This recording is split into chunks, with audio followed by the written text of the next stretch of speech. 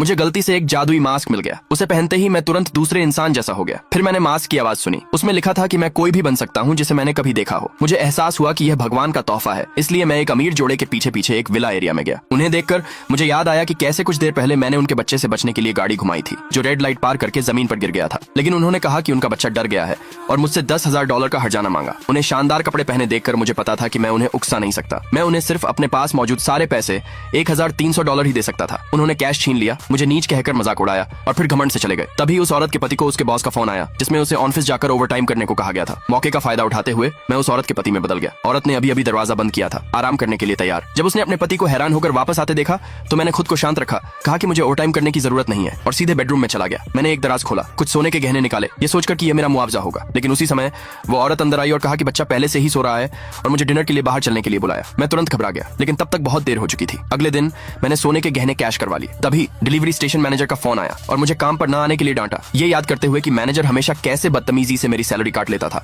मैंने regional manager का रूप ले लिया। जब स्टेशन मैनेजर ने अपने सीनियर को देखा तो उसने तुरंत और इज्जत से मेरा स्वागत किया। मैं तुरंत उस पर भड़क गया, फिर उसे मेरी सारी रोकी हुई सैलरी वापस करने का आदेश दिया। निर्देश सुनते ही मैनेजर ने तुरंत मामला संभाल लिया। जल्द ही मुझे $30,000 मिल गए। इसके बाद मैंने उसे डांटा और कहा कि वह अब डिलीवरी राइडर्स को अपनी मर्जी से परेशान न करे। मैनेजर ने इज्जत से वादा किया कि वह ऐसा नहीं करेगा। पैसे लेकर घर लौटने के बाद अचानक किसी ने दरवाजा खटखटाया। उन्होंने कहा कि मेरे माता पिता ने ज्यादा ब्याज वाला लोन लिया है और मुझे चेतावनी दी कि मुझे आज ही उसे चुकाना है। लेकिन मुझे इस बारे में कुछ नहीं पता था। मुझे एहसास हुआ कि वे स्कैमर थे, लेकिन मेरे पास भागने की कोई जगह नहीं थी। मैं बस यह दिखावा कर सकता था कि यह अचानक हुआ और कहा कि मुझे पैसे जुटाने की जरूरत है ताकि वे सावधान हो जाएं। गैंग लीडर ने सच में मुझ पर यकीन किया और अपने आदमियों को मुझ पर नजर रखने का ऑर्डर देने के बाद वह मौके का फायदा उठाते हुए चला गया। मैंने दिखावा किया कि मैं नीचे वाले पड़ोसी से पैसे उधार लेने जा रहा हूँ। दूसरे पार्ट के लिए कमेंट में यस लिखे।